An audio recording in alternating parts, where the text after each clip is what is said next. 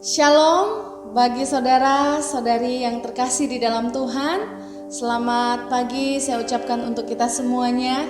Pada hari ini mari kita siapkan hati kita untuk masuk di dalam ibadah kita dan persiapkan hati dan seluruh keberadaan hidup kita pada hari ini untuk memuji dan memuliakan nama Tuhan. Bapak Ibu Saudara, sebelum kita memuji dan menyembah Tuhan, mari siapkan hati kita akan berdoa bersama-sama. Saya akan pimpin dari tempat ini dan Bapak Ibu Saudara yang ada di rumah, kita bisa sama-sama berdoa. Mari kita berdoa. Bapa Sorgawi, kami mengucap syukur kepadamu sebab hari ini adalah hari yang luar biasa di mana Engkau sudah menetapkan kami untuk sama-sama boleh ada di tengah-tengah kehidupan kami yang penuh dengan tantangan, yang penuh dengan rintangan.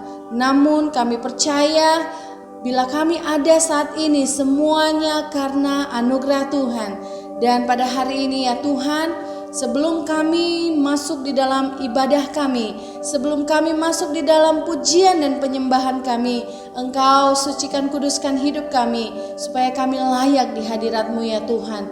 Berkati anak-anak-Mu, hamba-hamba-Mu dimanapun mereka berada pada hari ini. Engkau memberkati mereka semuanya Tuhan, jemaat-jemaat-Mu di rumah mereka masing-masing. Biarlah tangan pengasihan-Mu Tuhan turun dan menjamah kehidupan mereka. Mereka mengalami lawatan Allah pada hari ini di tengah-tengah ibadah kami. Walaupun kami beribadah secara online Tuhan, tetapi kami mau ada sesuatu yang besar boleh kami sama-sama nikmati pada hari ini. Terima kasih ya Tuhan, terpuji-pujilah nama-Mu. Di dalam nama Tuhan Yesus Kristus kami berdoa dan kami siapkan hati kami untuk menyembah Tuhan. Haleluya. Amin. Bapak Ibu Saudara yang dikasihi Tuhan, mari kita persembahkan hati kita yang terbaik kepada Tuhan. Mari kita naikkan pujian dan penyembahan kita dengan sukacita dan antusias. Tuhan Yesus memberkati kita. Ku kan berlari di saat ku bimbang dalam hidupku, yang aku percaya dalam hadiratnya ada kekuatan yang baru.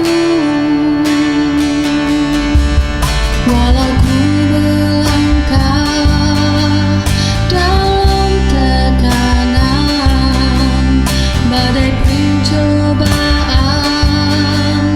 datang menghadang, yang aku percaya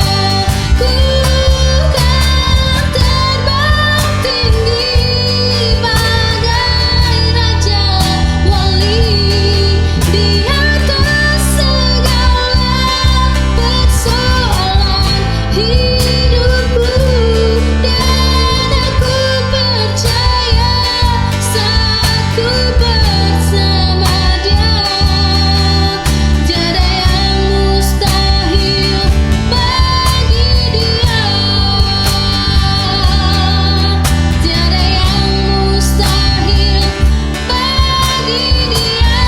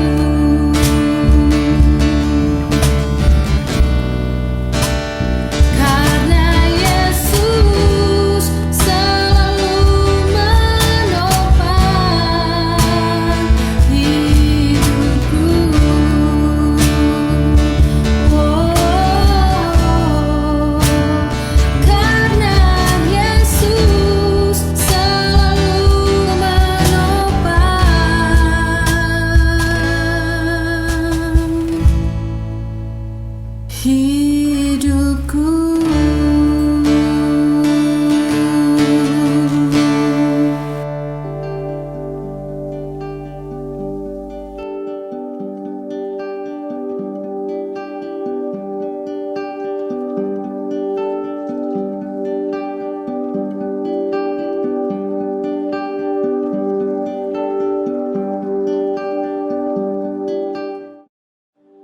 Shalom Bapak Ibu sekalian dan saudara-saudari yang kami kasih di dalam Tuhan. Hari ini kembali kita akan mendengarkan firman Allah, dan firman Allah itulah yang akan memberkati kita semua. Haleluya. Mari saudara, kita tundukkan kepala, kita berdoa. Bapa di dalam surga, di dalam nama Tuhan Yesus Kristus, hamba-Mu mengucap syukur, terima kasih. Kembali Tuhan mempercayakan hamba-Mu hari ini untuk menyampaikan kebenaran firman. Biarlah semuanya Tuhan, Roh Kudus ambil alih semuanya. Roh Kudus yang mengendalikan penyampaian hamba-Mu dalam firman Tuhan ini. Roh Kudus yang mengurapi hamba-Mu. Kami serahkan semua dalam tangan-Mu. Biar melalui hamba, melalui firman, kami sekalian siap untuk diberkati. Terima kasih Bapak. Kami siap menerima firman dalam nama Yesus. Haleluya. Amin. Kekasih di dalam Tuhan, hari ini adalah hari yang indah, hari yang penuh keberkatan. Kembali kita ingin mendengarkan sebagian firman Tuhan. Mari saudara, kita buka saja langsung firman Tuhan di dalam kitab Mazmur pasal yang ke-18 ayat yang ke-31. Mari, saya bacakan bagi saudara sekalian. Adapun Allah, jalannya sempurna, janji Tuhan adalah murni. Dia menjadi perisai bagi semua orang yang berlindung padanya. Firman Tuhan berkata, jalannya Allah itu sempurna, dan janjinya Allah itu adalah murni. Jadi saudara, jalannya Allah itu adalah sempurna karena tidak didapati cacat celah, tidak didapati kesalahan atau kekeliruan atau kehilapan. Janjinya itu sempurna, janjinya Tuhan itu murni adanya. Artinya saudara, Tuhan berjanji kepada kita dengan setulus-tulusnya. Dan janjinya itu tidak akan berubah. Sekali dia berjanji, dia tetap memegang janjinya. Dia akan menepati janjinya. Itu sebabnya saudara, sebelum kita lebih jauh mendengarkan firman Allah, saya ingin ajak saudara bagaimana sikap Allah terhadap perkataannya ini. Kita baca di dalam kitab Mazmur, pasal yang ke-89, ayat yang ke-35. Demikianlah firman Tuhan. Allah menyatakan sikapnya, pendiriannya. Mari saya bacakan firman Allah ini. Aku tidak akan melanggar perjanjianku, dan apa yang keluar dari bibirku tidak akan kuubah. Jelas di sini saudara, Allah bersikap tegas. Dia tidak akan tarik perkataannya. Sekali dia sudah berjanji, sekali dia sudah keluarkan dari lidah bibirnya, itu pasti dikenapi, tidak akan diubah oleh Tuhan. Nah sekarang saudara, dari pihak Tuhan, saya katakan, yes, okay, tidak ada masalah. Tapi sekarang pihak kita sebagai umatnya, yang mendengar firman Allah, yang menerima janji Allah, bagaimana kita meresponinya?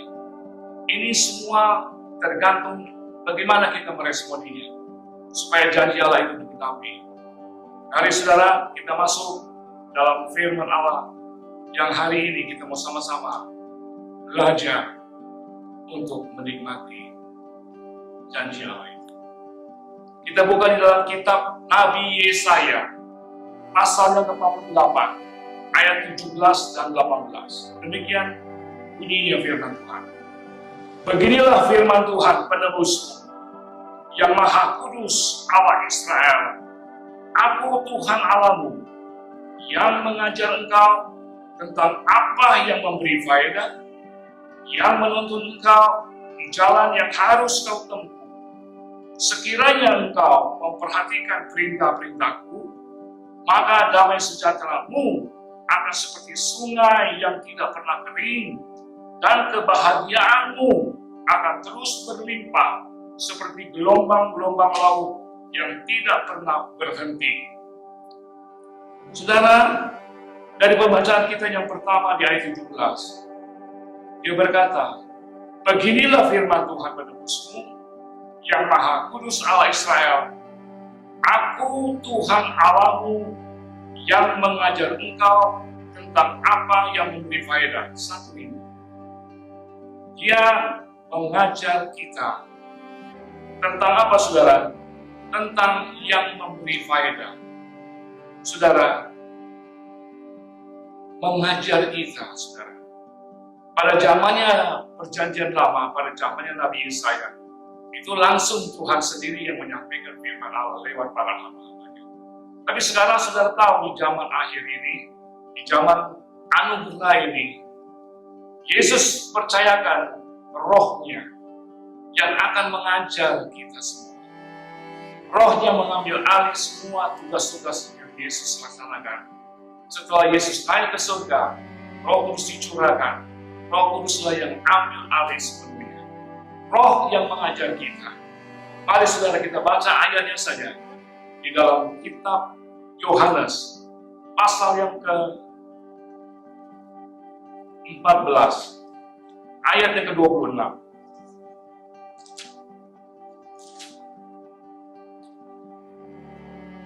Tetapi penghibur, yaitu Roh Kudus yang akan diutus oleh Bapa dalam namaku, Ia yang akan mengajarkan segala sesuatu kepadamu dan akan mengingatkan kamu akan semua yang telah kukatakan kepadamu.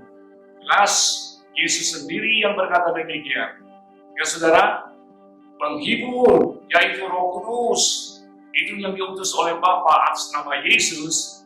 Saudara, Roh Kudus berfungsinya, Dia akan mengajar saudara dan saya. Nah saudara, kita sekarang fokus bagaimana sebab terjangnya Roh Kudus yang ada di dalam kita ini, yang sudah ada di dalam kita ini sebagai orang percaya. Karena Roh Kudus itu adalah materai bagi orang-orang yang percaya kepada Tuhan. Roh Kudus akan terus mengajar kita. Tentu Roh Kudus mengajar kita tidak di suatu tempat saja, di mana saja, kapan saja, di mana kita berada, dalam situasi kondisi apapun. Roh Kudus setia, tetap Ia mengajar kita. Mengajarkan apa, saudara? Mengajarkan yang memberi faedah. Apa itu yang memberi faedah? Kita mau tahu. Roh Kudus mau mengajar kita dengan sesuatu yang memberi faedah. Mari, saudara, kita buka kembali lagi firman Allah. Di dalam 2 Timotius pasal 3, ayat yang ke-16. Demikian firman Tuhan. Segala tulisan yang diilhamkan Allah memang bermanfaat untuk mengajar, untuk menyatakan kesalahan, untuk memperbaiki kelakuan, dan untuk mendidik orang dalam kebenaran. Jelas sekali, saudara, Tuhan kalau mau mengajar kita, tentu dengan sesuatu yang bermanfaat, berfaedah, dan sangat penting sekali untuk kehidupan kita. Dijelaskan oleh firman Tuhan. Firman Allah itu, yaitu sesuatu yang ditulis, yang diilhamkan oleh Allah, yang tertera di dalam kitab ini, saudara, adalah firman Allah yang murni ini, saudara. Dia bermanfaat untuk mengajar, untuk menyatakan kesalahan, untuk memperbaiki kelakuan, dan untuk mendidik orang di dalam kebenaran. Lengkaplah semua, saudara. Kita sangat bersyukur, saudara.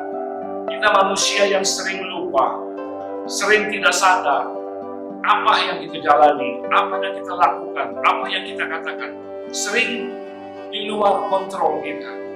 Itu sebabnya harus ada sesuatu yang mengingatkan kita, yaitu Roh Kudus masuk ke dalam firman Allah, mengajarkan kepada kita. Jadi di sini jelas sekali saudara, roh dan firman itu bekerja sama. Supaya apa? Supaya saudara dan saya dapat mengerti sesuatu yang bermanfaat, yang berfaedah untuk kehidupan kita. Yang kedua, kita balik lagi ke ayat yang tadi, yaitu di dalam Yesaya pasal yang ke-48, ayat yang ke-18. Sekiranya engkau memperhatikan perintah-perintah, sekiranya engkau memperhatikan perintah-perintah, saudara. Jadi di sini saudara, untuk kita bisa mendapatkan janji Allah itu dan menikmatinya, saudara, kita harus ada sesuatu yang kita harus perhatikan. Sebab di dalam hal ini saudara dan saya mengerti kasih Allah itu tanpa syarat. Tapi janji-janji Allah itu selalu disertai dengan syarat. Syarat-syarat yang harus kita penuhi kalau kita mau menikmati janji Allah itu. Itu sebabnya dia bilang memperhatikan. Kata-kata memperhatikan saudara, saya teringat akan sesuatu yang Tuhan katakan, yaitu kepada seorang yang bernama Raja Saul. Kita buka sudah di dalam 1 Samuel pasal yang ke-15, saudara, ayat yang ke-22.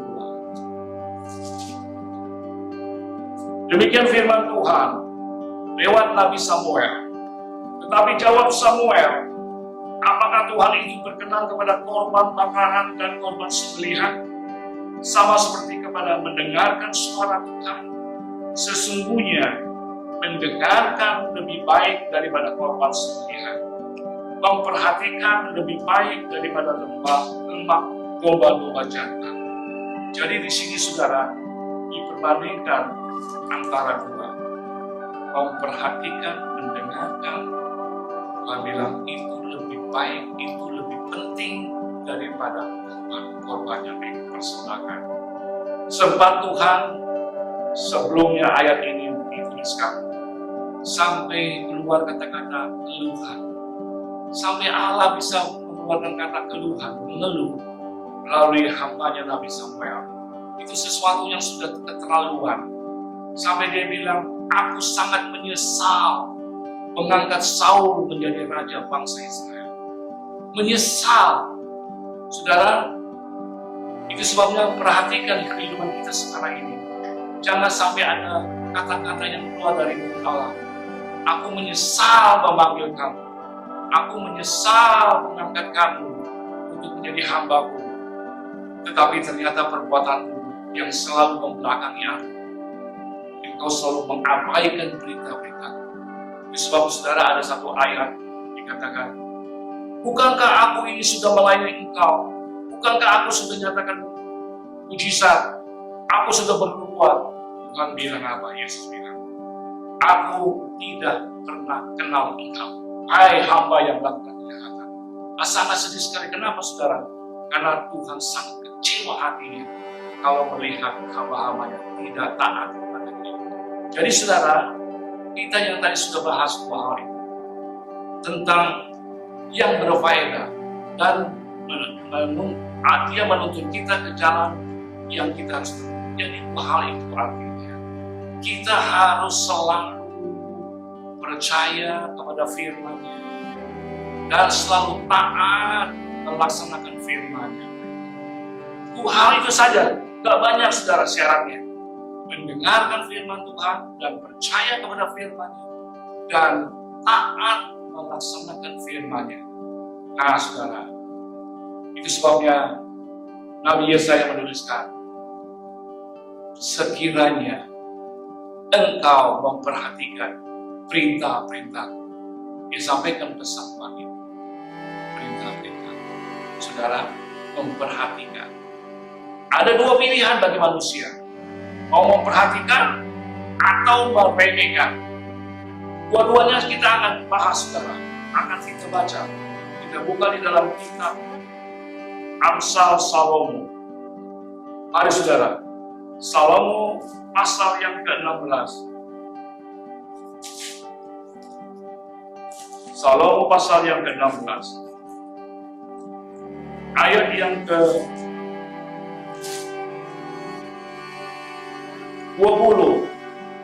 Demikian firman Tuhan.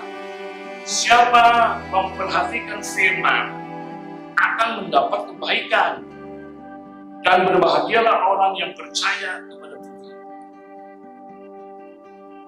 Paham saudara? Siapa yang memperhatikan firman akan mendapat kebaikan. Saya percaya kalau di antara dua pilihan, kita pasti pilih yang memperhatikan. Sebab kita akan mendapat yang baik dari Tuhan melalui firman yang kita perhatikan itu, kita lakukan. Betul saudara? Tapi sebaliknya, kalau kita meremehkan firman itu, apa katanya? Di dalam Amsal pasal 13 ayat 13. Saudara, siapa meremehkan firman, ia akan menanggung akibatnya. Tetapi siapa taat kepada perintah akan menerima balasan. Jadi sebaliknya saudara, kalau kita meremehkan firman Allah itu, kita akan menerima atau kita akan menanggung akibatnya. Wah, jangan main-main saudara. Kalau Tuhan menegur kita, Tuhan mau mengajar kita, ya, karena kita meremehkan Dia, mengabaikan Dia, saudara, akibatnya fatal.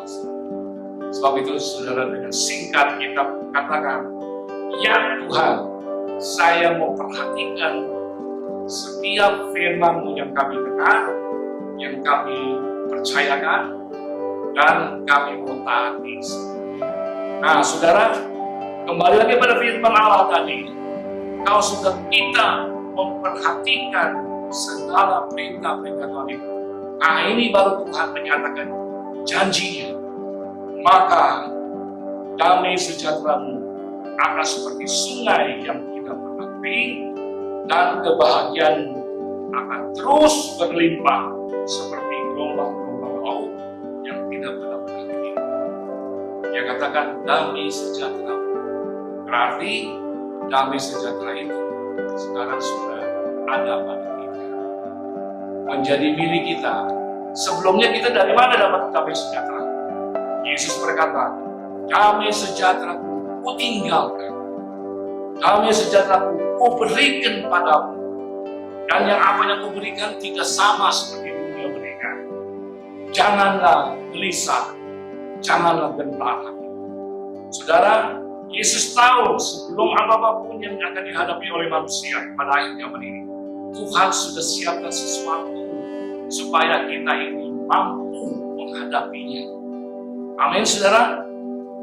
Yaitu damai sejahtera Kristus ada pada kita. Nah saudara, fungsinya apa? Peran daripada damai sejahtera itu untuk apa di dalam hidup kita ini? Kita akan baca saudara di dalam Filipi pasal yang keempat ayat yang ke-7. Filipi pasal yang keempat ayat yang ke-7.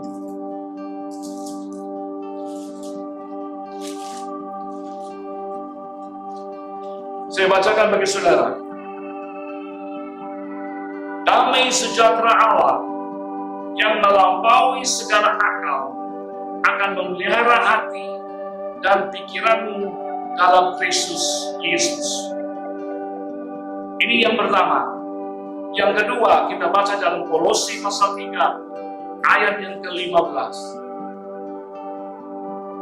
Hendaklah damai sejahtera Kristus memerintah dalam hatimu, karena untuk itulah kamu telah dipanggil menjadi satu dan bersyukurlah. Saudara, jadi saudara, peran daripada damai sejahtera itu yang ada pada kita, Yesus berikan kepada kita secara khusus, saudara, itu akan memelihara hati saudara dan pikiran saudara supaya tetap di dalam Kristus. Kenapa saudara? Sebab maklum saudara, kita hidup di dunia ini tidak selamanya enak-enak saja, banyak masalah yang kita harus hadapi. Yang dampaknya apa saudara? Timbul pikiran ini menjadi pikiran yang kacau, stres, pusing, ya, frustrasi, semuanya timbul. Tapi kalau ada damai sejahtera Kristus yang begitu hebat dan kuat, sanggup akan memelihara hati dan pikiran Kristus.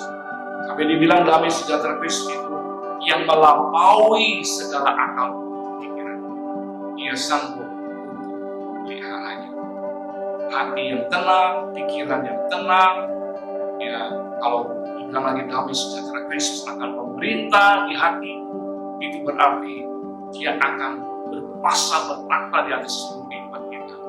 Dia akan kendalikan seluruhnya sehingga membuat hati saudara dan saya tidak takut, tidak gentar, tidak bimbang, tidak cemas, tidak stres, dan apapun saja saudara. Karena apa?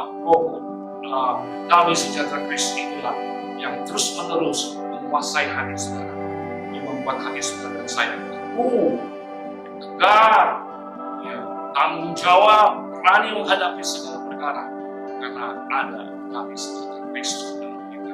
Nah saudara, Tuhan berjanji yaitu damai sejahtera yang ada padamu akan membuat seperti sungai yang tidak pernah kering.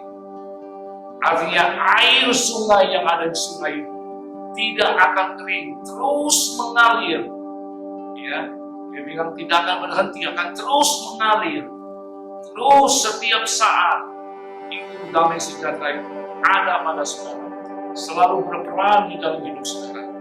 Demikian juga kebahagiaan itu yang akan melimpah dalam hidup kita seperti gelombang-gelombang laut yang tidak pernah berhenti. Jadi saudara, lain kata, Tuhan berjanji setiap saat Dia akan terus menyertai saudara dan saya. Dia akan nyatakan kasih-Nya, kuasa-Nya di dalam hidup saudara. Ya, Dia akan membuat saudara hidupnya selalu ada bersama dengan Tuhan. Ya saudara, kita tidak pernah takut dan gentar menghadapi apapun. Karena kita ada Tuhan di dalamnya melalui damai sejahtera-Nya dan kebahagiaan itu yang terus menerus. Kenapa disebut kebahagiaan saudara? Kebahagiaan itu secara simpel saja, yaitu hidup yang selalu merasa cukup, merasa puas, merasa syukur, ya, tidak mengeluh, tidak komplain ke Tuhan, selalu senang dalam keadaan apapun. Kita selalu bilang sangat baik, sangat indah hidup ini, cukup sekali, puas sekali di dalam Tuhan. Pemeliharaan Tuhan itu begitu dahsyat sehingga saudara tidak bisa dikalahkan oleh dunia ini, tidak bisa dikalahkan oleh keadaan yang ada di dunia ini. Bahkan sebaliknya, justru anak-anak Tuhan dan hamba Tuhan yang sanggup mengendalikan keadaan itu, yang menguasai setiap keadaan itu, sehingga saudara kemana-mana saudara keluar sebagai lebih dari pemenang, menjadikan seperti itu. Terima kasih Tuhan, ini firman, dan saudara pada gilirannya hidup yang seperti itu membawa dampak yang hebat. Coba saudara baca di ayat selanjutnya, di ayat yang ke-19 saya ingin tambahkan dampaknya dari setelah kita boleh menerima janji Allah itu. Kita baca dalam Nabi Yesaya tadi pasal 48 ayat 19-nya. Maka keturunanmu akan seperti pasir dan anak cucumu seperti kersik banyaknya. Manakala nama mereka tidak akan dilenyapkan atau ditiadakan dari hadapan. Luar biasa saudara. Jadi saudara, keadaan saudara ini seperti itu. Ini bukan hanya untuk diri saudara sendiri, tapi dampaknya luar biasa sampai turun menurun.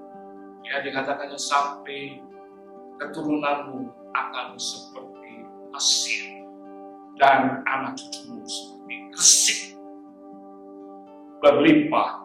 Kersik itu artinya butiran-butiran pasir begitu berlimpah, banyak sekali, tidak bisa terhitung.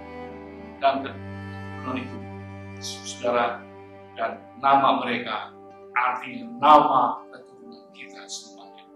Dia tidak akan dilenyapkan atau ditiadakan di hadapan Tuhan. Sehingga kata anak cucu kita akan diberkati oleh Tuhan, akan dipelihara oleh Tuhan. Saudara, mari saudara kita nikmati janji Allah itu akan digenapi dalam hidup saya dan saya. Ya, kita akan melihat nanti antara kita hidupnya ini selalu terpelihara sempurna di dalam Tuhan. Terima kasih Bapak. Kami serahkan semua dalam tangan. Mari Roh Kudus sempurnakanlah apa yang hamba sampaikan, biar semuanya boleh semakin mengerti dan semakin kuat di dalam Tuhan. Di dalam nama Tuhan Yesus Kristus, Tuhan berkati kita semua. Haleluya. Amin. Bapak Ibu yang dikasihi Tuhan, mari kita arahkan hati kita kepada Tuhan. Kita akan naikkan doa syafaat. Bapa di sorga, dalam nama Tuhan Yesus kami datang menghadap hadirat-Mu. Kami bersyukur kepadamu Tuhan, sebab Engkau Allah kami baik, bahwasanya kasih setia kekal sampai selama-lamanya. Apapun yang terjadi Tuhan, kejadian di muka bumi ini, bahwa perlindungan-Mu sempurna bagi orang-orang yang berharap dan percaya kepadamu Bapa. Demikian juga kami telah mendengarkan kebenaran firman-Mu melalui hamba-Mu Gembala Sidang kami Aris Suryadi.